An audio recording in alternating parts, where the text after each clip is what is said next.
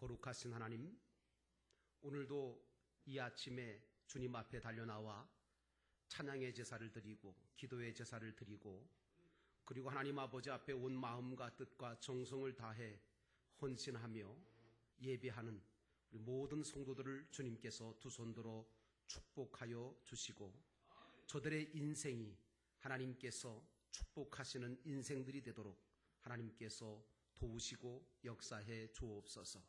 하나님, 오늘 이 자리는 하나님께서 예비해 주신 축복의 자리인 줄로 믿습니다. 은혜의 자리인 줄로 믿습니다.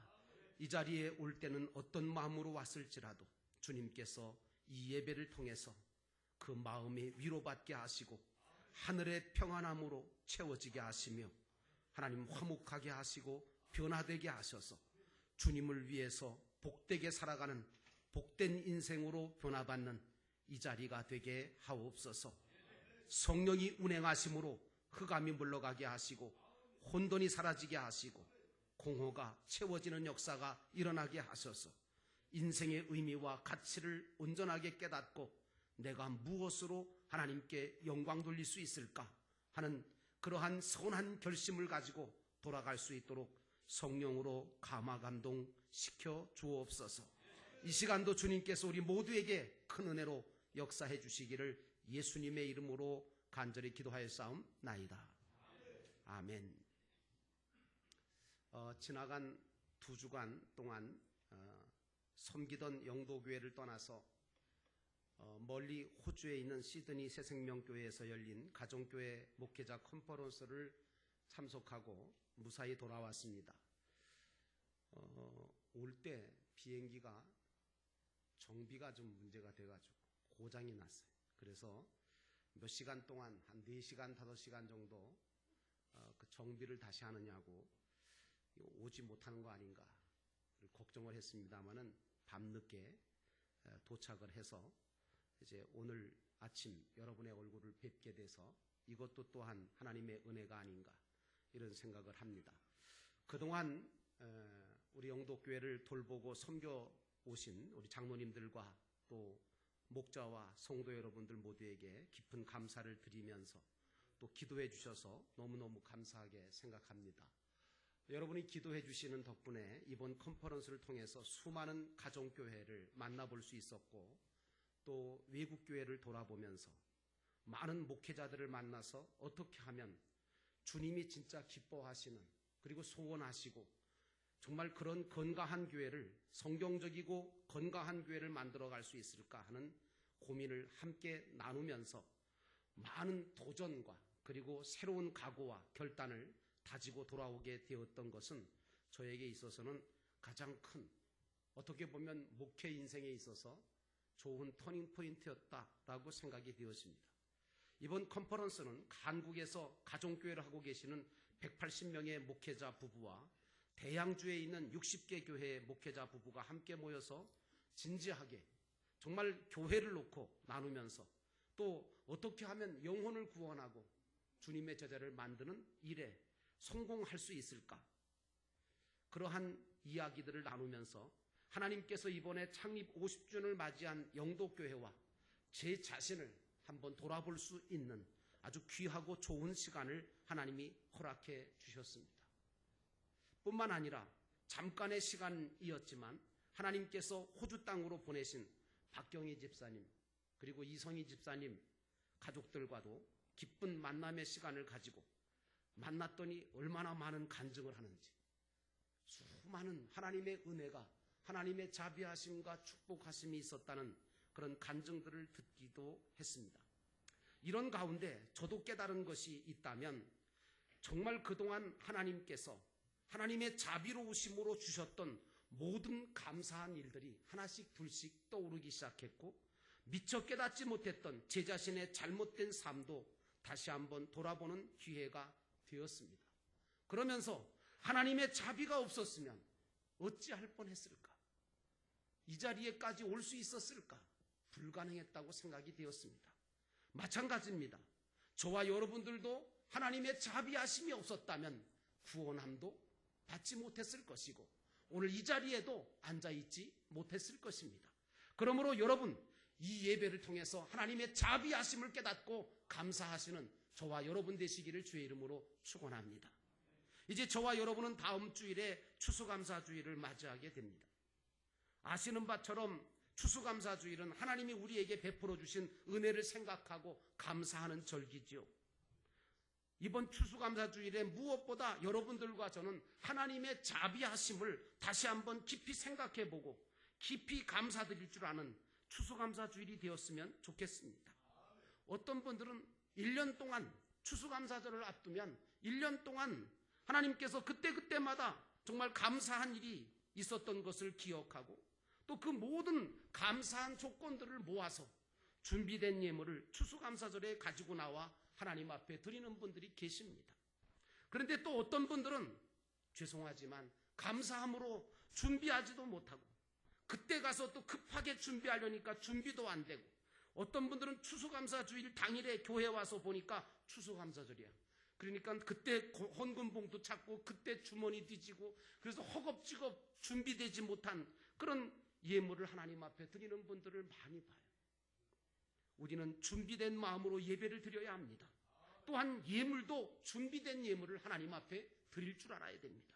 그러므로 한 주간 동안만이라도 하나님이 나에게 과연 우리 자신과 가정과 교회에 대해서 얼마나 많은 자비와 얼마나 많은 은혜를 베푸셨는지를 생각해 보시고 하나님 앞에 깊은 감사함으로 준비해서 이 절기를 지키시기를 주의 이름으로 축원합니다. 이제 본문 말씀으로 한번 돌아가 보겠습니다. 예수님께서 세리라고 하는 어떻게 보면 타락할 만큼 타락하고 어떻게 보면 죄악된 자리, 그 세리 자리가 그 자리에 앉아있던 마태가 주님의 부르심을 받았어요. 여러분 인생에 있어서 가장 큰 은혜는 하나님이 나를 불러주셨다는 은혜인 줄로 믿습니다. 그래서 예수님이 불러주신 세리 마태는 자신이 주님의 부르심을 받게 되고 주님의 제자가 되어서 주님을 가까이 하면서 따르게 되었다는 것이 너무너무 기쁘고 너무너무 감격스러웠던 거예요. 왜냐하면 주님께서 그에게 자비를 베푸셔서 그를 불러주셨을 뿐만 아니라 택해주셨을 뿐만 아니라 구원해 주셨을 뿐만 아니라 당신의 제자로 삼아주셨다기 때문입니다.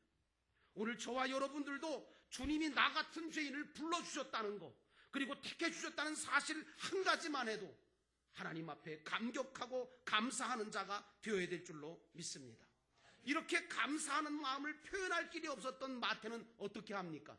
본문의 말씀에 보니까 자신만 구원의 은총을 입을 것이 아니라 나만 구원받고 나만 주님의 제자가 될 것이 아니라 자기와 똑같은 인생을 걸어가고 있고 자기와 똑같이 범죄의 자리에 앉아있던 그 친구들도 함께 초청을 해서 주님을 만날 수 있도록 주님을 영접할 수 있도록 자기 집을 오픈합니다. 그리고 자기 집에다 잔치를 배설합니다. 그리고 주님과 친구들을 초청해서 다 함께 먹고 마실 수 있는 자리를 마련했습니다. 여러분 이게 쉬운 일입니까? 결코 쉬운 일 아닙니다.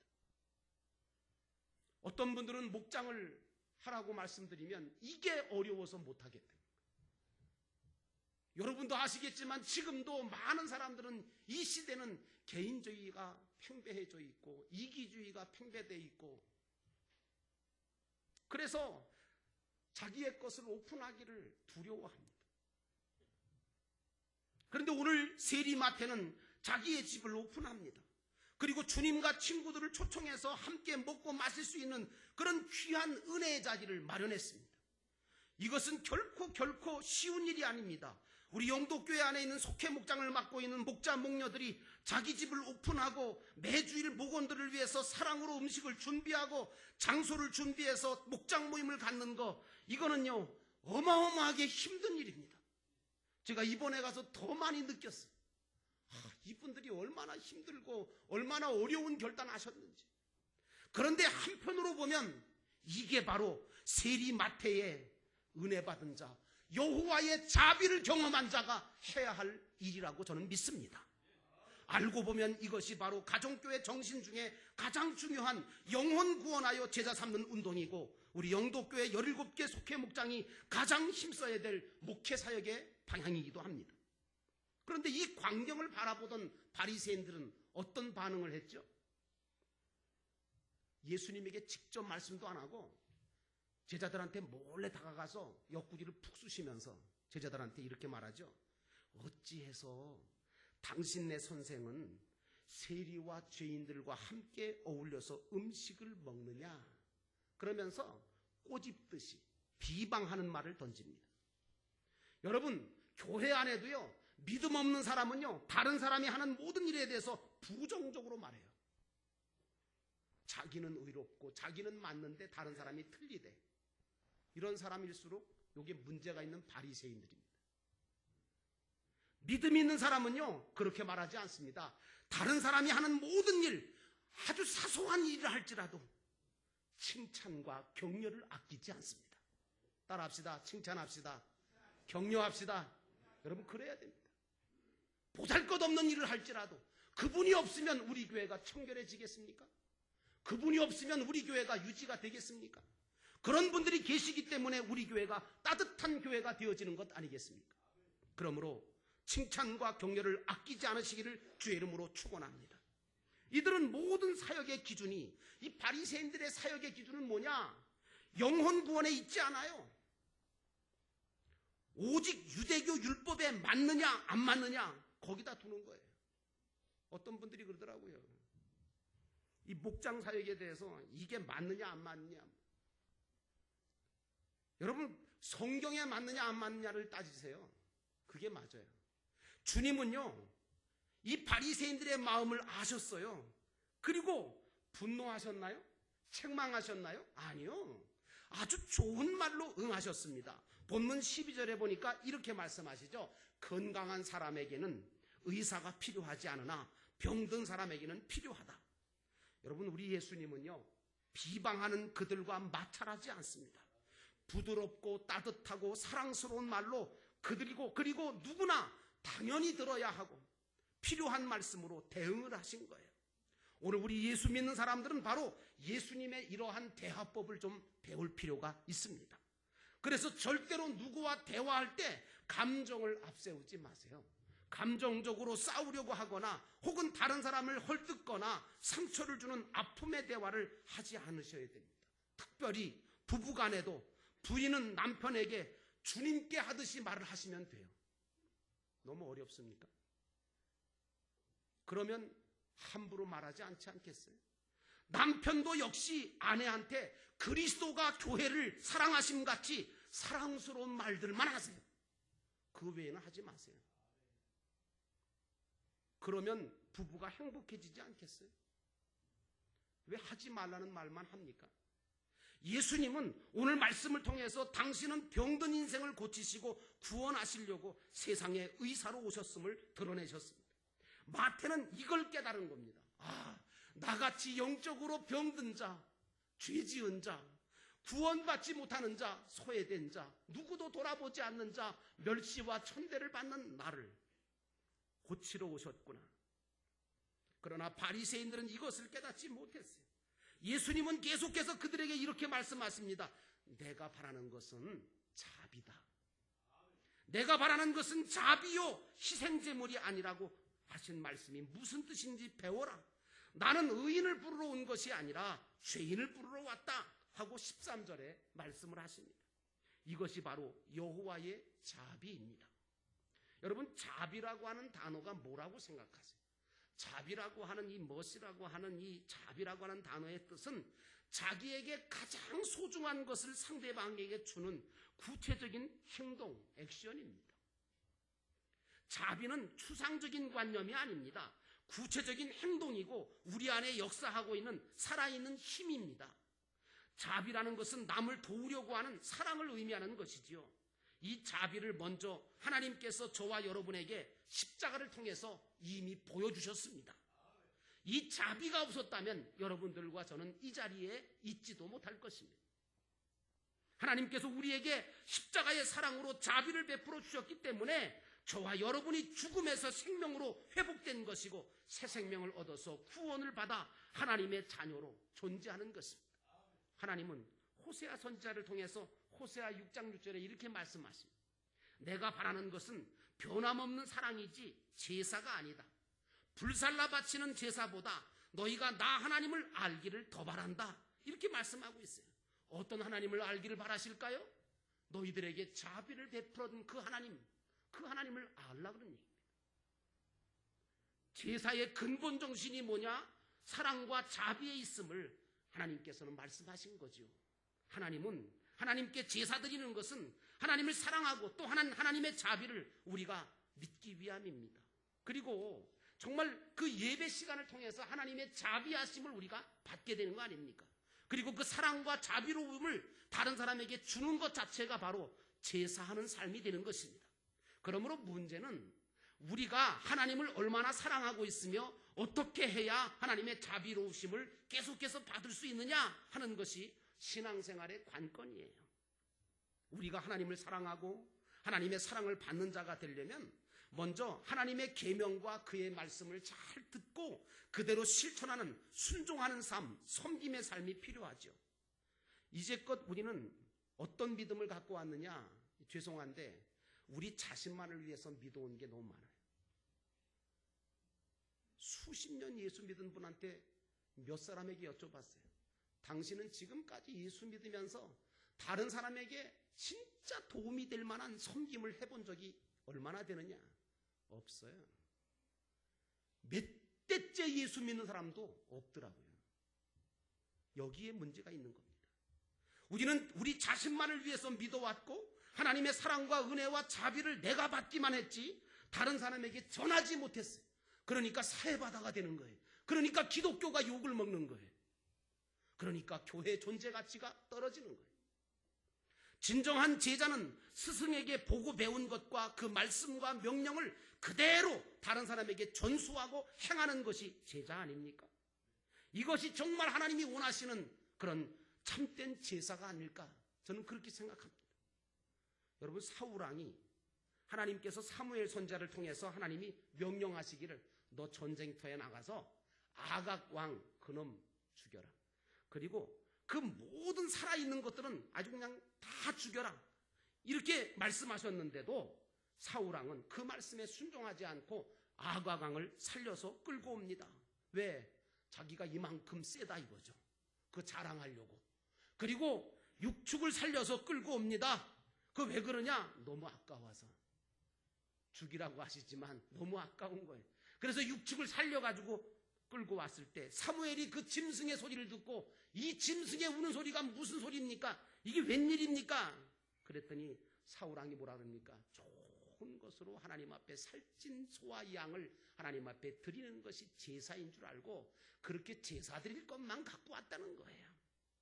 그랬더니 사무엘이 뭐라 그러죠? 주님께서 어느 것을 더 좋아하시겠습니까? 주님의 말씀에 순종하는 겁니까? 아니면 번제나 화목제를 잘 드리는 것입니까? 잘 들으십시오. 순종이 제사보다 낫고 말씀을 따르는 것이 수양의 기름보다 낫습니다. 라고 사무엘상 15장 22절에 사무엘이 말씀합니다.